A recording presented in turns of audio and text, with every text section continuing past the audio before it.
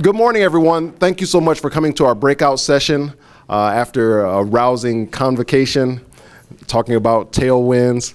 My name is Brad Mallory. I'm one of the assistant deans here, and we're just here to have a conversation about how to have difficult or challenging conversations, especially across differences, without things like the emotional hijacking or just some of the anger or angst that we might get into. I want to go through this, just some introductory stuff as quickly as possible to let our distinguished panel talk to you. You're going to have a good time talking to them. So just to kick us off, this is meant to be the kickoff of a series of ongoing conversations taking place over the course of fall semester. So we can't, this is a deep conversation. So in an hour, we're going to solve all the world's problems. Probably not going to happen, but we can start to have some conversations and start to address, just some of the issues and concerns that we have. We hope to leave here today with some simple tools and tips and strategies that you can use as you engage in conversations with your colleagues or with students in the classrooms or students in the offices with which you work.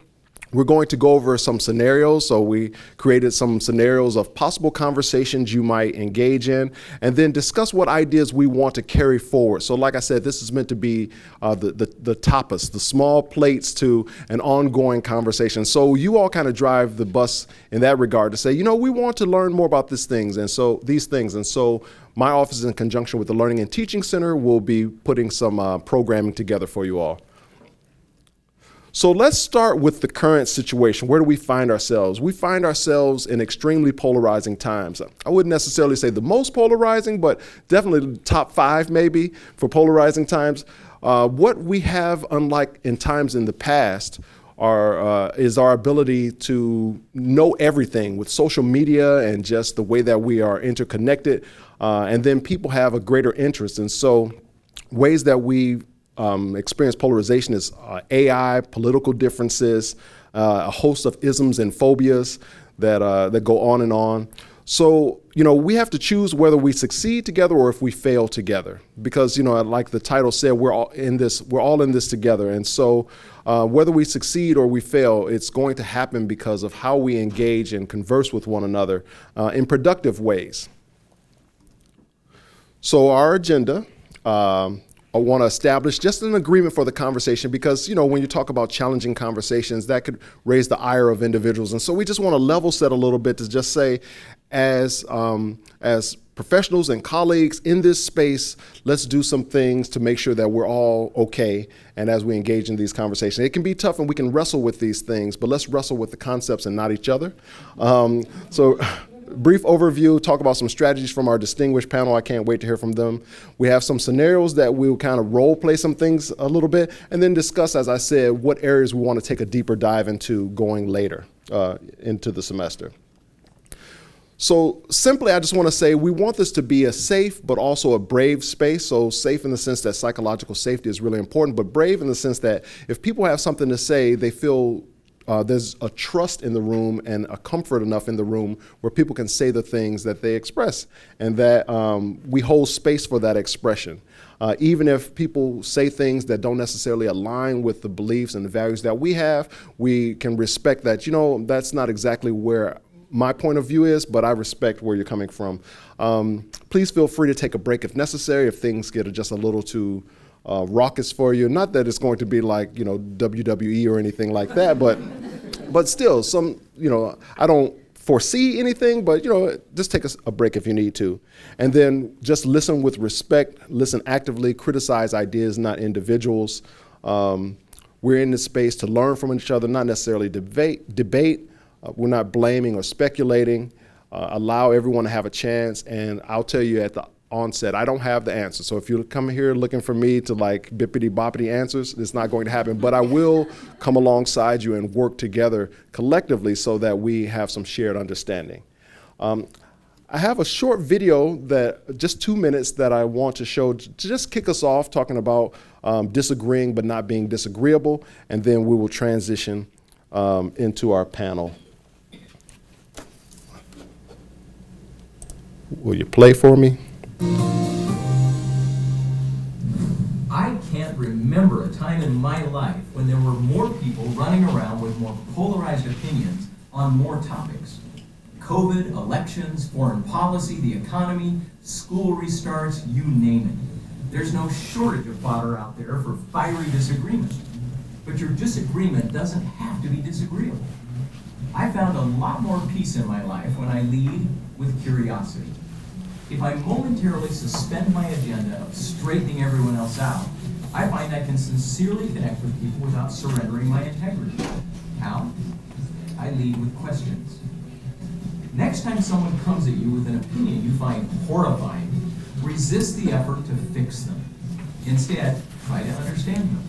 Tell yourself, I want to understand how a reasonable, rational, and decent person could come to this conclusion. Then dig in. Ask questions to understand the opinion. Ask questions to understand what experiences they've had that led them to this conclusion. Ask what information they've seen that supports their view. Be sure to query, but not interrogate. People can tell when your questions are designed to expose logical flaws or simply humiliate them. If you do this well, two things are likely to occur. First, you'll gain understanding. You'll likely even gain a little sympathy for an alternative view. Second, you'll invite reciprocal understanding. Nothing opens others more to understanding your views than your willingness to sincerely explore theirs. Thanks for watching. Visit cruciallearning.com/saythat for more tips and resources for how to speak up when it matters most. You can't begrudge my little commercial at the end. By the way, and so, as I mentioned, we have a distinguished panel to talk to you today about how they have engaged in sort of challenging conversations, personally and professionally, ways or strategies and techniques that they use to kind of avoid that emotional hijacking that we talk about. And I'm just delighted. And I'll just say a few brief things about each of them. So we have, you can wave to the people, Eugene Rutz he's an associate dean for graduate studies in the College of Engineering and Applied Science. Eugene has been at UC for 35 years in various capacities, from research to teaching to administration, but he started when he was 12, and so that's how he did it. Eugene is also an active member of Braver Angels, a grassroots organization working to depolarize politics. Eugene has led Braver Angels workshops across Ohio and Kentucky and has created an honor seminar depolarizing politics based on Braver Angels principles. Next, we have Tamisha Corbin. Wait for the people. Tamisha Corbin is the Assistant Dean of Academic Affairs at UC Blue Ash College. Tamisha has more than 25 years of experience in higher ed in various capacities. Well, she started when she was 8. There was a whole Doogie Howser thing going on. She oversees academic advising, career services, student conduct, the things that I couldn't remember during Convocation, the academic grievance process in Title IX. She also oversees CAP counseling and accessibility resources for UC Blue Ash College. In addition to her professional experience, Tamisha has some real skin in the game because she is the proud mama of a newly minted bearcat who is moving in today. Yeah. Woo. I need your support. Next, we have Jen Carter. Jen is an associate professor of sociology in the behavioral science department. She consistently teaches introduction to sociology, global community, and sociology of gender. Her research focuses in the areas of gender and sexuality, especially in women's football, which is, she can tell you stories about that. It's wild. It is wild. Recent projects have examined masculinity in women's football, the availability of sexual health resources on websites of regional campuses in Ohio, and the LGBTQ health education for family medicine residents. And then last but not least, we have Stacy Benton. Stacy has been a small animal vet for over 20 years. Graduating from Cornell Vet. She joined the Vet Tech department in 2012 and then became a full-time faculty member in 2017. And they do fantastic stuff over in Vet Tech. If you ever get a chance, go over there. They have lovely critters and creatures. It'll make you smile. She started facilitating mind-body skills seminars in 2018 with Ruth Benander. And this has been a truly transformative experience for her. And And she has shared that experience with the UC Blue Ash community, a number of seminars. I sat in on one of those seminars. It was a 7-week seminar, and it is truly transformative. And hopefully she can share some of her experience with mindfulness as a way to engage in challenging conversations. And so I think the last will become the first. And so we'll start with Stacy to give you her comments about how to engage in challenging conversations. And I think our kind people in the back, you have to hold the thing, all right? Or you can clip it on, all right? Sorry. And then I'm just going to fade into the back. I talk with my hands, so this is very difficult. Clip it on and go wild. All right, we'll try. All right, good. So the real secret is I wanted to go first because I was afraid everybody else was going to say what I was going to say. So, the truth. But the intro video was a perfect lead-in because my tip is to listen. And it sounds incredibly simple, but it's really, really hard to do well. Everybody in this room is an expert in their field. We're teachers, we're advisors, we have so much experience and skills that we want to share with our students and our colleagues. And above all else, we are problem solvers. And we are really good problem solvers because we have learned to anticipate potential problems and come up with solutions before we even need them, which means it's really hard to just sit and listen to the person in front of us. But it's a really important skill. In my professional clinical veterinary practice experience, most of the people who kind of come at me in a confrontational manner, they're usually already on the defensive and they don't expect to be heard. But there's so much more to their message than just the words that they're choosing to share with me.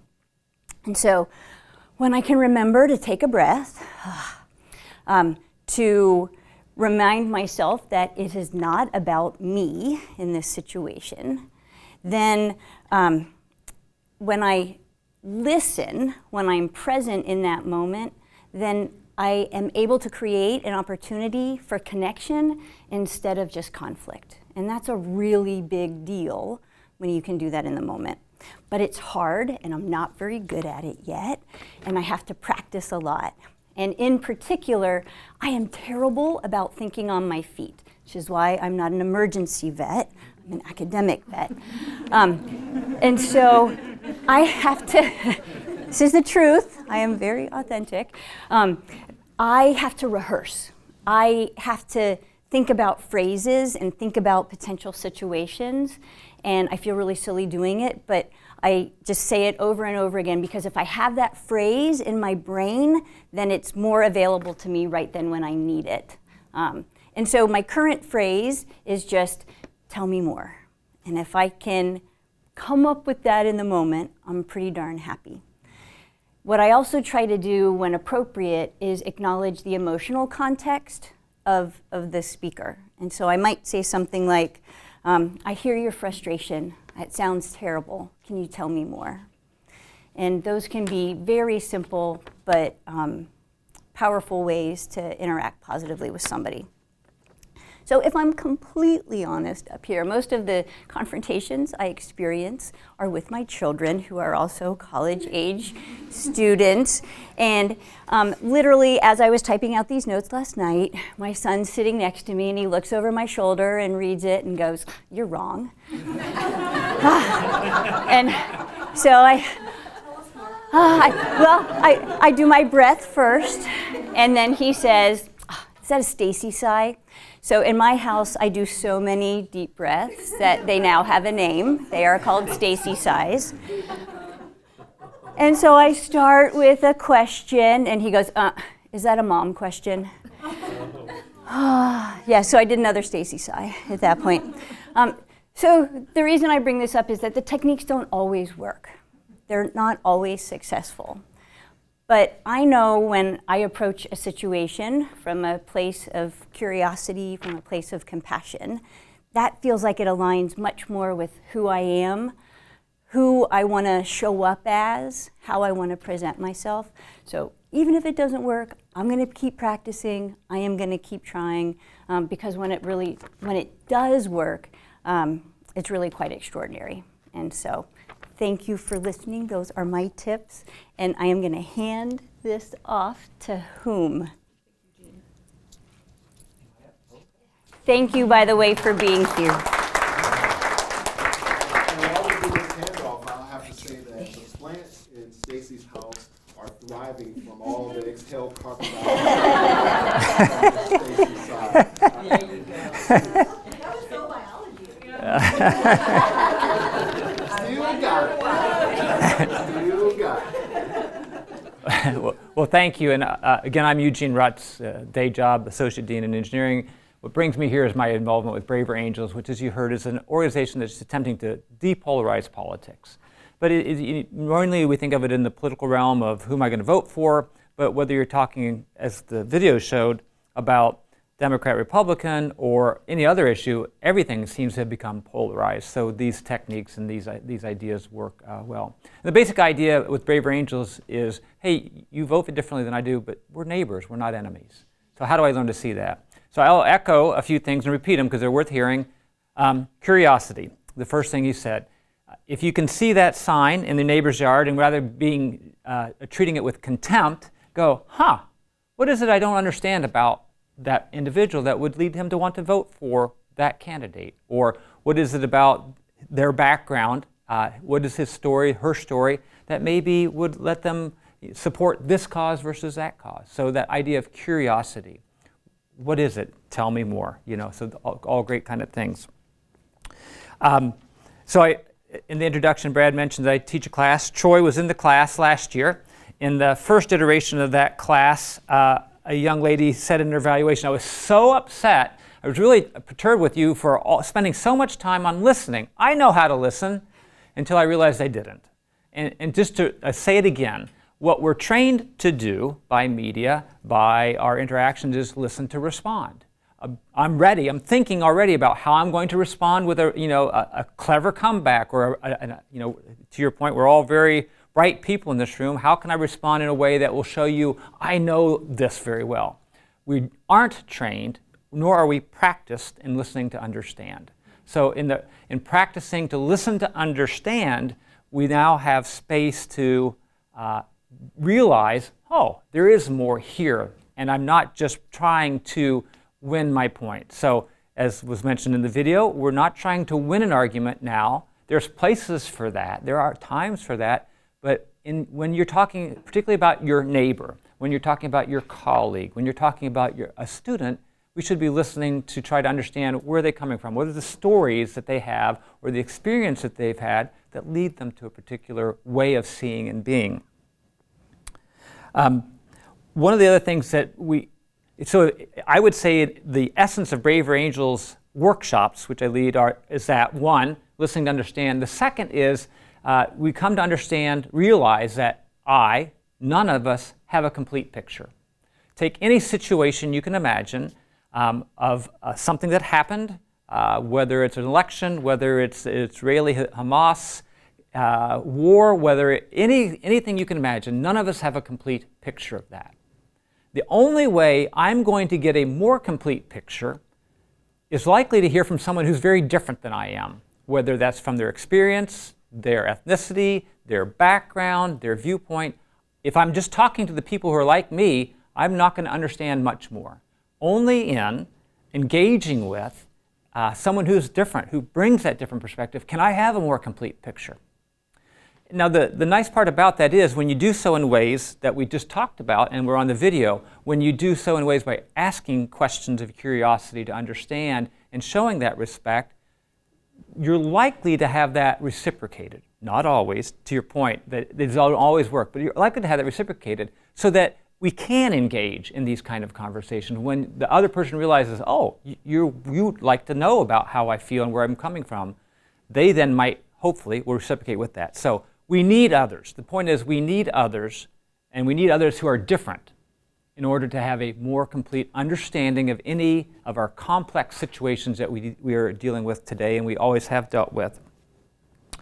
The other thing, this is hard sometimes because all of you can think of examples where this would get you into trouble. But I would say that every person deserves dignity. Now, it's easy for me to say that if you are in a situation where you feel the other side is threatening your existence, it's really hard to have that. And that's not an easy conversation at all, because I understand and appreciate that there are those times where groups are like that. But you still will come to the point we're fundamentally human, and we fundamentally share many things as humans, and that every person deserves dignity. That doesn't mean you have to stay in space and be yelled at and belittled. That's not what I'm suggesting at all. Simply saying that even that person whom I disagree with quite a lot deserves dignity because they are a fellow human being. I'll finish. There's a technique we use in the Braver Angels, and you'll hear it a couple times, may not articulate this way. It's called lap skills, and it's listen, acknowledge, as you mentioned. So you hear first, you get questions, acknowledge what you've heard, whether it's just repeating back, letting them know they've been heard. Think about the last time you felt truly heard on something that was important to you. What does it feel like? I mean, it feels like you're valued. So acknowledge. In Brave Angels, we often say in that kind of conversation, then do a pivot. Say, hey, is it okay if I bring my perspective? Or can I share something that I've thought about? Giving your dialogue partner permission to say yes or no. Maybe they're not ready. Maybe they're not interested in being depolarized. But giving them a little bit of permission, signaling I'm going to change it and give something else, then giving a perspective. So listening, acknowledging, kind of pivoting to something new, asking permission for that, and then providing perspective. Doing that in that order will can enable, not always, but can enable a better, more productive conversation. So I'll leave you with one thought, which is my own thought, and that is, I think one of the most dangerous statements in a democracy is this: I support X, fill in the blank, and everyone I know does too. If everyone you know thinks the way you do, supports the same things you do, you don't know enough people. Because there are plenty of folks who have differing opinions. And we're all nuanced people. It's not that we're all just in one category of liberal or conservative. We're all very nuanced. We have multiple things that contribute to who we are. So we're going to find there's ways there. My point is that when we're willing to engage in the conversations and figure out that we do have some differences and we can learn then from those differences, we're richer for it as people, and democracy benefits because we're going to come to more robust solutions when we've engaged in those conversations than when we don't. So, thank you.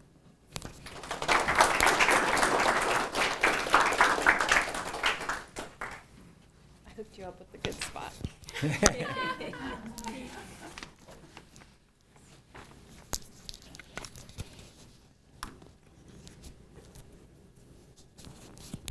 I think I wore the right shirt for this, but give it a go.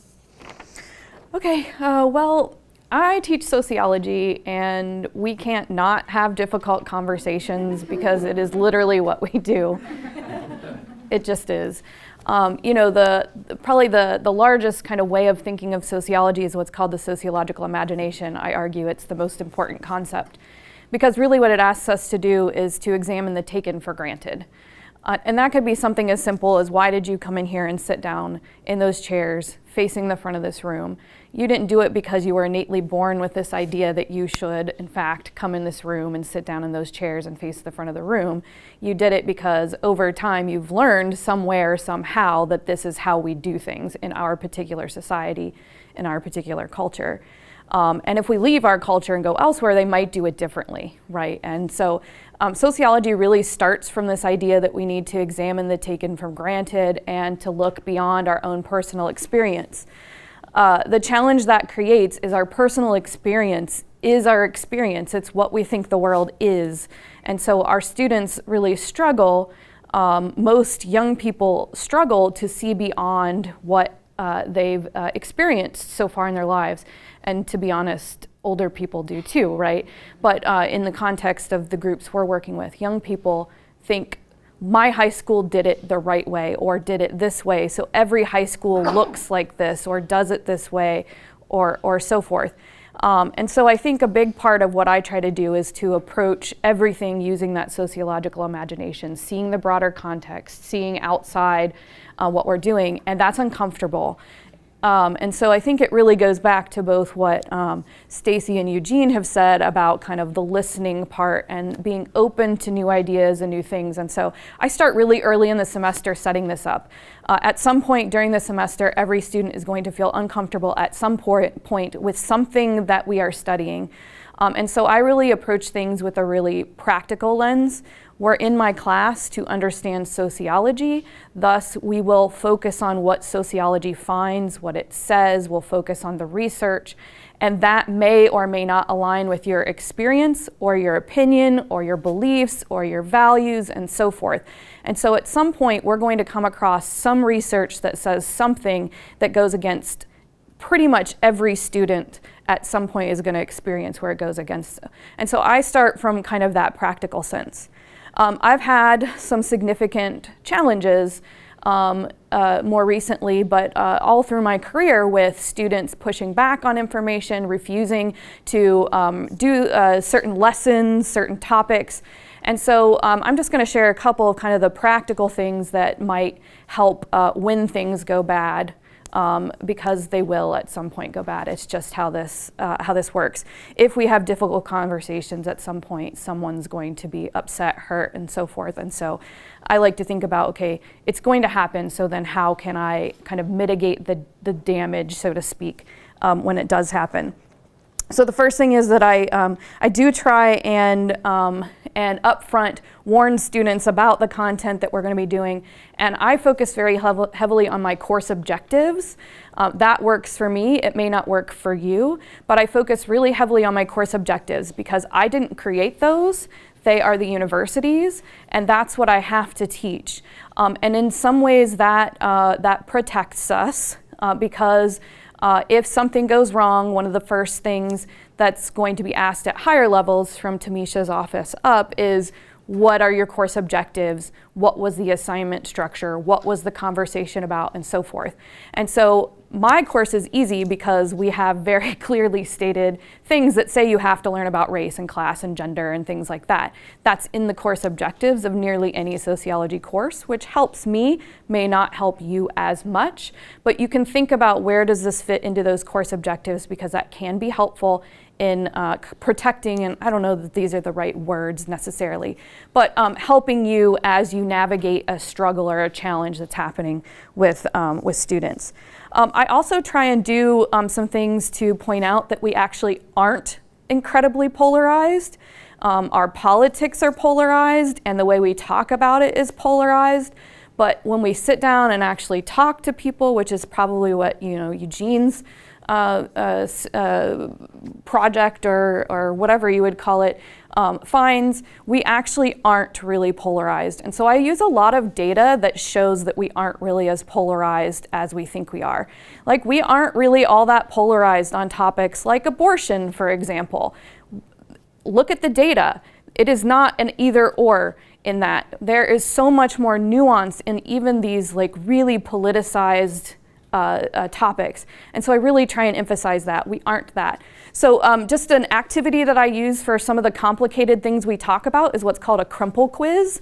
It's essentially a list of usually somewhere around 10 to 15 statements that come directly from sociological research. It's usually true, false. All they're picking is whether they think the statement is true or false. They use an ink pen, blue or black ink or pencil. They have to use one of those things. They answer the quiz and then they crumple it up. Then we have what students think is the best thing ever, where we fling paper all over the room. They also get a warning that if they hit me, they fail the course. That's just what happens. But they crumple it up, we throw them all over the room, we pick them all up, everyone ends up with a paper, and then from the rest of the class, they are representing what's on the paper, not their own opinion, and so we can have those conversations based on the numbers on the paper. If the paper you have says true for number 1, stand up. We look around the room and we see, are there lots of people standing? Are there lots of people sitting?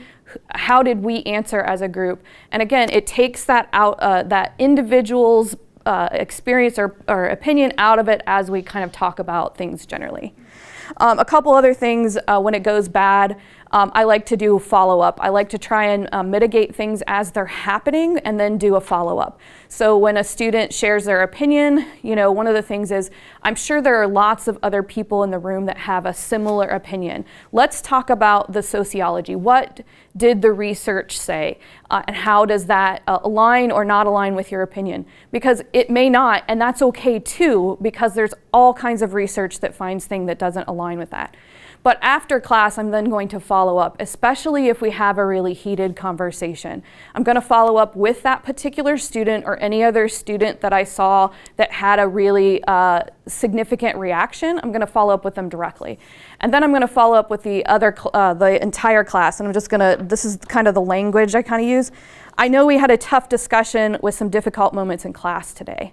If you would like to share your thoughts, feelings, concerns, takeaways, feedback, etc., feel free to share them here. And I give them an anonymous Teams form, and I let them share anything and everything, and I put in an optional box with their name. So if they want to put their name, they can put their name. It just allows me to collect all of the respective feelings. Usually students do say things, and some will say, I thought you did a great job, and some will say this was terrible, right? It's not an indictment on me. It's information that I can use to approach the next time we get into class. Okay, what do I need to do now? I heard what you had to say. You know, these are the things I think went well. These are the areas where we can improve. Let's talk about this. And that's how I kind of mitigate that broader damage. Again, reaching out to any student that I see that kind of visibly had a reaction, but then also to anybody that puts their name on that form. So those are just a couple of kind of more practical things. When I've had problems in the past, if you're a faculty member, going to your department chair is a great first step. Anytime I have any kind of issue in my course, I go there first just to say, hey, just to give you a heads up, this happened in case someone reaches out to you. And then Tamisha has been really great in helping me navigate some, I told you I was gonna name drop, helping me navigate some more high level challenges with students, more specifically students who refuse to even engage with a specific topic. And so we've been able to kind of navigate and negotiate that with higher levels of the university to make sure that we are all protected in those conversations. In some cases that has meant writing emails and having them checked by other people in the university to determine and make sure that we're having a productive conversation, we're getting students to resources that they need, we're still meeting course objectives, and that we're making that dialogue productive. So I'm sorry, but Tamisha's done a great job of helping with that. So yeah. And now I will turn it over to Tamisha.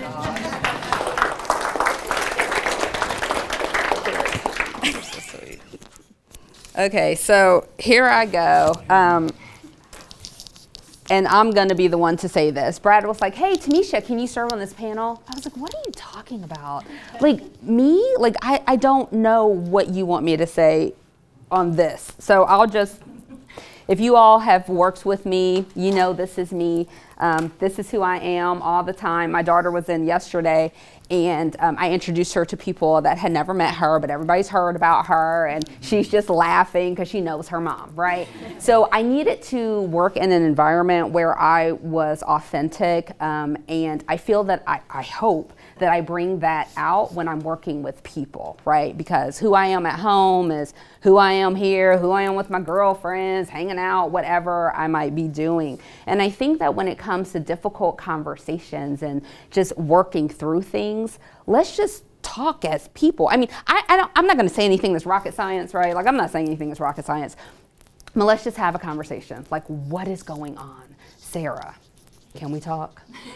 Do I feel some tension here? What is happening? How can we get to where we need to be, right? So I feel that when it comes to those difficult conversations, let's remember we are people. right? Let's be authentic. And in that authenticity comes some vulnerability, I feel, if you're being genuine. This is Tamisha's opinion, right? This is Tamisha's opinion. So you can agree, disagree, is fine. But let's be a little bit vulnerable so that we're being open and honest with what we are actually discussing. And I think that brings a lot. So when it comes to students, for instance, and students come into my office, they're heated. They're upset about something. I don't know what it might be. I do try to approach it as, hey, what's going on? How can I help you? What do you hope to gain from this? Let me make sure that I understand what you're saying. And then sometimes, though, I have to say, what did your syllabus say? Let's get that out. Let's look at that syllabus. Did your professor say that you can only turn in an assignment 2 days after the due date? Then I don't know if we have an argument here. Have you talked to your professor? You know, things like that. So I try to talk to them just on a humanistic side of things. The other thing is sometimes there are planned conversations, and so we have to really figure out what is the goal of this conversation going to be, right? Am I just listening and trying to help you navigate, or am I trying to solve? I solve a lot. In my mind, I solve a lot. So my husband is like, Tamisha, I just want you to listen. Stop it. I'm like, okay. So what is the goal of that conversation? Is it something where I really need to have my little bullet points prepared? We need to discuss this, and that, because that goes a long way with a lot of people. We have different learning styles. We have a lot of neurodiverse students, a lot of neurodiverse faculty staff here. What is the goal of that conversation? And so I have to keep that in mind as well. Something else that was brought up by other people is in regard to our backgrounds and who we are as humans and how we were raised and all the things. I've been in conversations with students and employees, so my colleagues, where they get a little impassioned. Impassion, like, that doesn't bother me. I'm loud, I know it. Y'all could tell me to calm it down. I get it. It doesn't bother me as I'm listening to really what they are talking about, right? So again, someone said, it's not about me necessarily if I listen. Other folks though, right, depending on how you grew up, depending on who you are as a person, someone gets loud and then that person is angry and they just start like really like clamming up, like I'm gonna get attacked. So I think that as we're dealing with these challenging conversations, we really truly need to listen to what people are actually saying.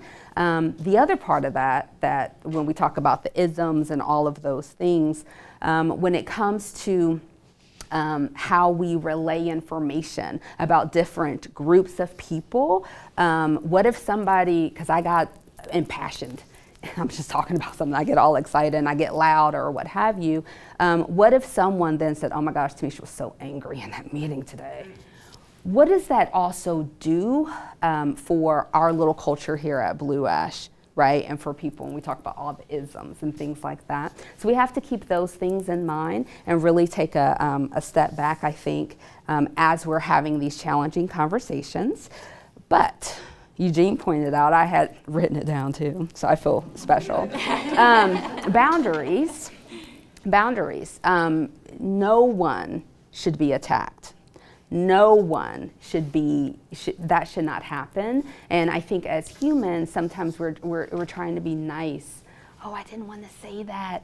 No, you are not going to attack me. And so if you're going to do that, then we cannot have this conversation. And it's okay. I've told some of my team, you can tell the student, no, this is not going to happen. You can walk out of your office unless they change. That is perfectly fine with me. I don't know.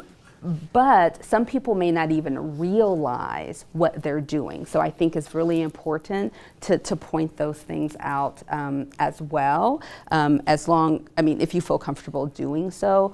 I feel comfortable doing so, everybody does not. So it could be a follow-up later regarding the situation and exactly what happened. One of the things that I do want to point out is, going back to the student issue, is that I've come across a lot of students that just want to know that people care and are listening to them. And so sometimes they just, that's it. Some students, oh my gosh, my professor just does not care. Okay, why do you think that? Et cetera, et cetera. I know them. I don't think that they were trying to really show that to you, that type of thing with the students. So I guess all in all, what I want to say, because that was a lot, is we're all different. We're all trying to survive on this rock floating in space that no one understands. How is this working? And I think that the more we really try to just be humanistic with people, just like, you are a person, I respect you as a human being, you need to respect me as a human being. Let's understand the folk. Oh, where are you coming from? Oh, I get it. Don't try to solve the world's problems, Tamisha, it's okay. Chris will love that I told you all that. But I'm not going to tell him. Anyways, and I think that, so if we keep some of those things in mind, I mean, we most of us are good, understanding, reasonable human beings, and we're trying, right? I think that we're all trying.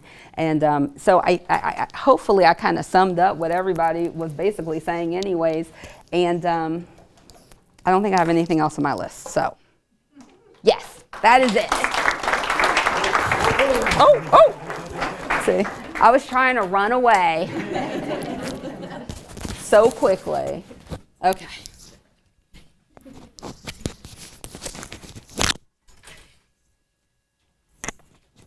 All right, another round of applause for our distinguished panel. Thank you so much for sharing those insights. And so, I love the richness of the conversation. I want to give you all a chance to maybe ask some questions. I'm gonna have to do like a quarterback thing, reading the defense. I'm gonna have to call an audible on what the plan was. But something that Jen and Eugene, well, everyone basically said some things that I already had. I was like, man, they didn't even know this. But I think focusing on the humanity of individuals, and they're just some universal truths, I would say, and not to paint too broad a brush, but like, people want to feel physically and emotionally safe, right? I haven't met anybody who just wants to be in danger. People want to take care of themselves and their families. I think that's kind of a universal. People want to feel valued, appreciated, and a sense of belonging to something.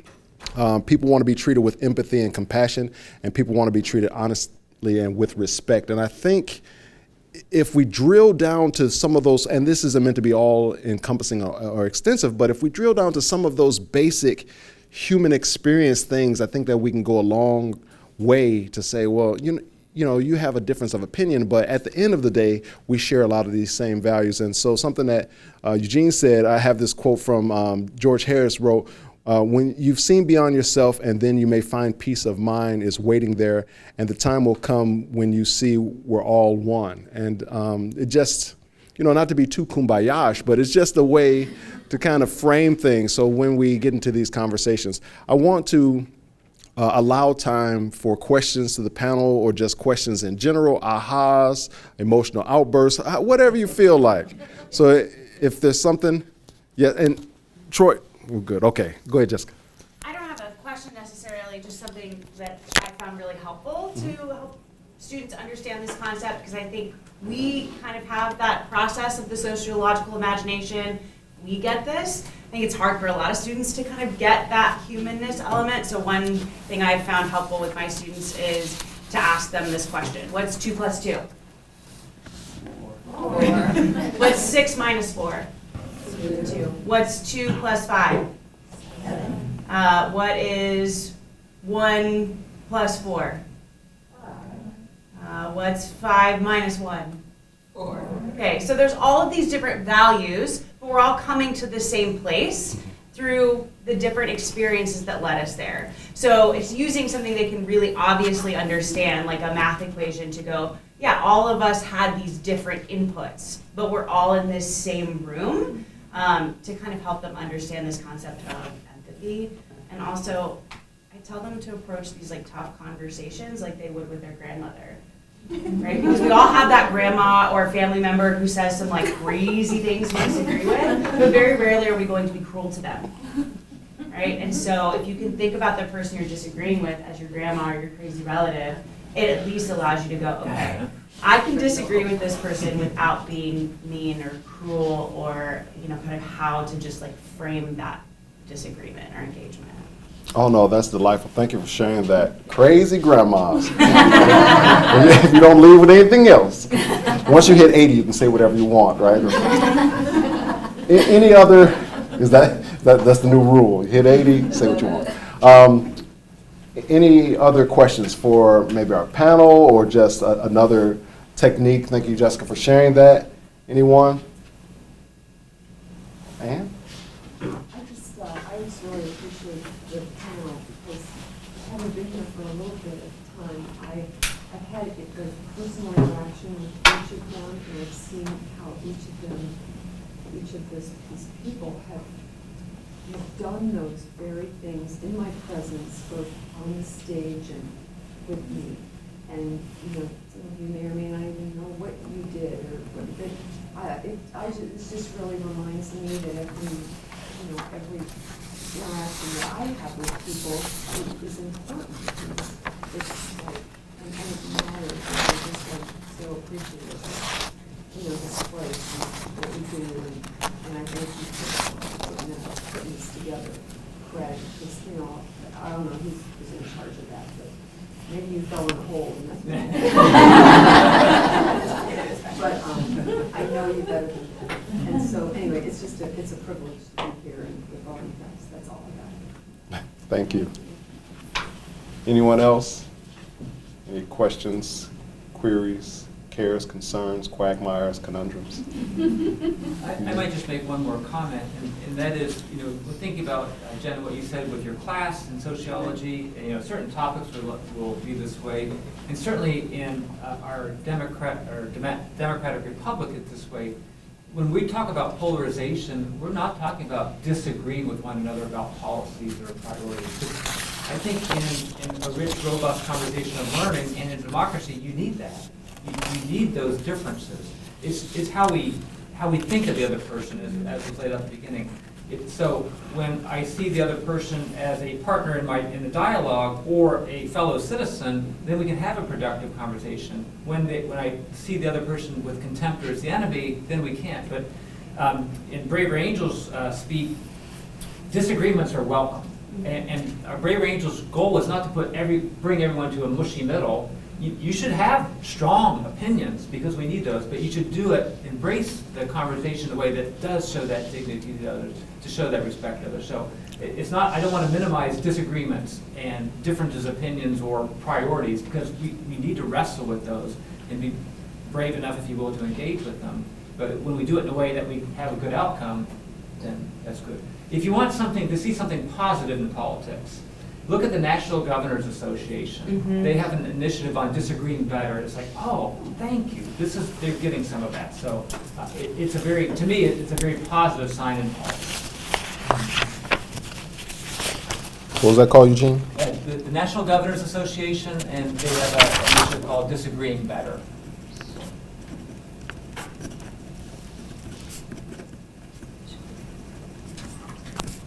So I'll just add to kind of piggyback, I think. I try and approach my class and thinking, it's not my job to change my students' opinions. It's not my job to convince them that sociology is right, or that the specific theory is right, or that the specific data is right, or that a specific culture and the way they do it is right or wrong, or so forth. The idea is to share all of these data points, to share all of these different experiences, and then allow you to draw those conclusions. And certainly there are things that I have strong feelings about myself, but that doesn't mean that that's my goal, is to make sure that my students walk out of my class with those same particular feelings or those same values or beliefs or so forth. My goal is to give them the information and hope that at some point it becomes relevant in some way in their life. And it's even as something, as simple as a concept like white privilege, which has been fraught with, frustration and so forth. It's like, even if you don't understand it today, or you push back against the idea that this very thing exists, my hope is that having heard about it means at some point you will really think about that, or see it, or see something similar, and really think about that, even if it's not today, maybe it'll be 5 years from now. The idea is I'm giving you information that then you can use to take out into whatever position you're doing. And I think that helps me to not, well, one, it helps me to not try and teach to change people's minds. But two, it helps me to not be frustrated if we have one of those kind of difficult conversations within the classroom, is to understand, maybe this doesn't change anybody's mind, but maybe it at least plants a seed of, a way that they can then have a better conversation with other people, or people who are different than them. Heather? One of the things that I've learned from working with Tamisha over the past couple of years, and maybe a little too much. We spent some hours together. We have spent some. That's okay. Students don't know how to do this, right? They don't know how to have the right approach. And we've had several students who, didn't approach the instructor maybe in a productive way. The instructor was from a different perspective, thinking, this is disruptive to my class, this is not how we handle things, trying to handle things from a perspective from the perspective of the instructor. When the student got to me, I'm trying to handle it from the perspective of the department chair, like, you can't behave that way in class, that's not how that works. By the time it gets to Tamisha there's different things that you draw out from your perspective that changes, the way the student, understands how we got from point A to point B to point C. And hopefully, that person, then has learned. But I've seen this progression now multiple times. and I think it just, a lot of our students just don't know how to express, whatever issues, whatever, they just don't know how to do it. And so, It's true. yeah. Right. And so, yeah. Their development and all the things, right? Yeah. Mr. Margot. So I think as the only professional historian here, I believe, I just want to reiterate, everything you guys have said has been terrific, and I think I'm preaching to the choir. I think what Ann said is really, we've got a great community here, and hearing all of you, Jen, hearing what you're saying, I just love what I hear, and I'm not surprised. But I just want a reminder of what was the university created for, the history of the university. I know, here we go, history. Why was the university created is to come together to talk about different ideas and to learn from each other and to get different perspectives and to debate these things. And the second you shut that down, there's nowhere to go. And I really, again, preaching to the choir, I feel like UCBA doesn't have, we are doing well, but I do know at the College of Law, for example, there's been a big shutdown on talking about certain ideas because people don't agree with them ideologically. At the College of Law, you're supposed to learn to be a lawyer and talk about troublesome ideas. And some people are like, we don't even want to talk about them. I have a friend who teaches there, who's a professor who wanted to talk about a civilized conversation, and the students reacted very negatively and were they didn't even like that he wanted to let us be civilized about things they don't agree with. So I just want to put the reminder about the university and also just say I'm with Ann, and it's nice to hear all of your perspectives because I feel like we're really getting it here and doing it well. So thank you. Yeah. And I will just say that, so I used to be frustrated that you're just preaching to the choir, it's just like the choir. But I've changed my mentality, and even the choir needs practice. And so, so if you have the choir, they need practice. I think I saw Matt, and then Jessica, and then we're going to have to get out of here because I don't want to be that guy, standing at the door keeping you from lunch, just not I was just going to say that I appreciate the sociological perspective on these issues because I think what higher ed, in my humble opinion, is facing right now is this challenge between a society that is hell-bent on having a winner and a loser, and higher ed is head on against that and saying we can have a civil conversation, but there doesn't have to be a polarized viewpoint to it. There doesn't have to be a winner or a loser. Getting back to this notion of two options as the end game in any sort of conversation. So I think we're going to keep fighting that because we're really going to head on against social norms. It feels like. No, thank you. And then I think in my eye, my periphery, I saw Jessica and then maybe Stella and. Yeah, I was just going to add something that Jen, I've seen you do practically that really is helpful in leading these discussions is using the whiteboard as a resource, right? To write down what your students are saying. That gives that acknowledgement piece in the conversation. And also buys you some think time, right? If you're leading a complicated conversation and you're trying not to interject your own opinions into it, using the whiteboard or some other mechanism to collect thoughts, demonstrate listening, demonstrate acknowledgement, but then also giving yourself and the class opportunity to go, okay, what are we talking about? What is our kind of shared understanding of this? And allows you to kind of moderate that conversation in a more meaningful way without ignoring or not acknowledging your students. No, thank you for that. Stella? We might not have the answers for this right now, but I just kind of want to ask, how do we encourage students to have these tough conversations outside of the classroom? So we can all do our part inside the classroom, but how do we bring that outside the classroom, get peer-to-peer engagement with these tough conversations? Again, we might not have the answers right now. Topic for next time.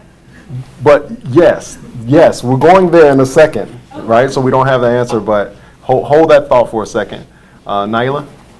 Just to wrap all things up, I really did appreciate this session today because as a young professional, I do struggle with some of these things, just knowing how to respond to other people and how to receive how people respond to me. But I always try to lead with kindness and respect for other people. And even in therapy, my therapist told me what's most important is how you respond. What's out of your control is how they respond. So going forward, I'm always leading with that way. And then also when it comes to the student's perspective, just always putting myself in their shoes because at one point I was in their situation as well.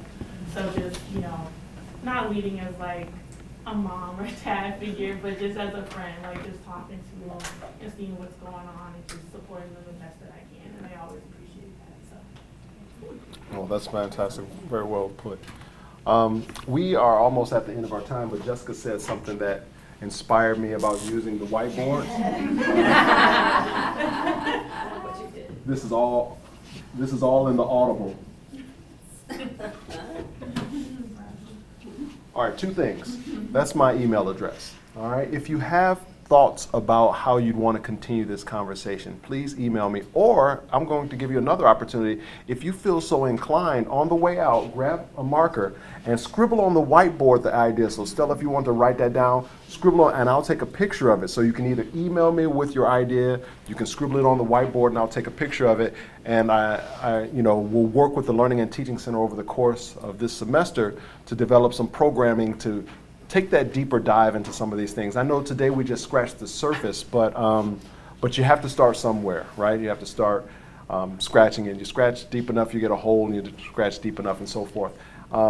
So I just want to thank our distinguished panel one more time for their words of wisdom. Thank you all so much for holding space with us today. And with a minute left, enjoy your lunch. Take care. All the best for the start of the semester.